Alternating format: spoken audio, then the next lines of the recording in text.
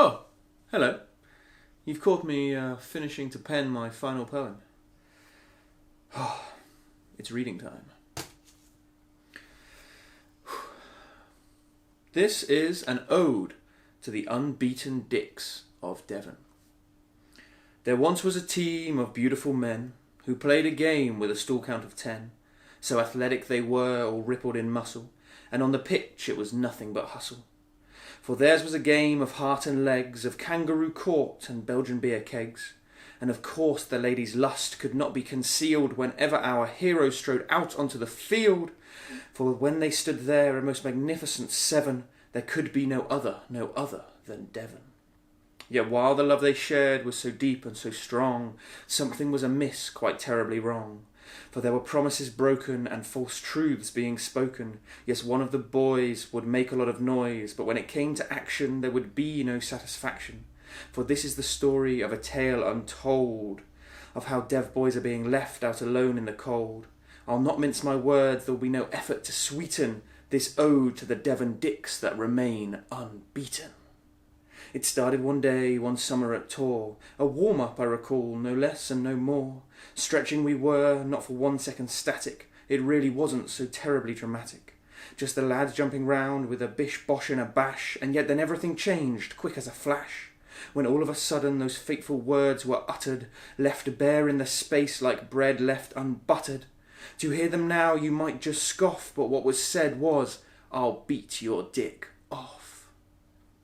Not beat it a little or even a lot, not at a gallop or only a trot, for this was a message clear as can be that now might be your last chance to pee. Because your dick's days were done, yes, much like a shot from a gun, they would depart the body away into space with this disciplinarian's ferocious pace. So silent we went as breath caught in the throat, even the birds in the trees stopped singing mid-note. For such a challenge had been levelled as to leave our minds quite dishevelled. And so right there in the circle we all prepared to face what was coming, for our interest had flared. And yet as we stared, no dick was beaten. This was not a dorm room reenactment from Eton. Our challenger was scared, not seeming prepared to do what he said. Yes, his courage had fled. He laughed it off as a one-time thing, but back it would come like ring-a-ding-ding. So at the very next tourney, between matches again, when he found himself surrounded by men, out came those words, still plain and not buttered. I'll beat your dick off once again had been uttered. And yet, just like before, there was no bite to go with the roar. Wimp out did he, leaving said dick firmly attached. The phallus in question was not even scratched. Days, weeks and months passed, and yet his silence could not last. In fact, our accuser was really quite prolific, his appetite for dick beatings seemingly terrific. But of course we all know this bravado was no more than a show, for when it came to business, he did not deliver on that initial promise that had made us all shiver. And so yes, while hard to believe, it sadly is true that among this team, this magnificent crew, one man's word is worth nothing. For he's been proven to be bluffing. No, he's no more than a liar, yes, liar, liar, budgie smugglers on fire. Though of course it must not be forgotten that for all those accused the situation is rotten, as while we all know he may never act, he still did promise, and that is a fact.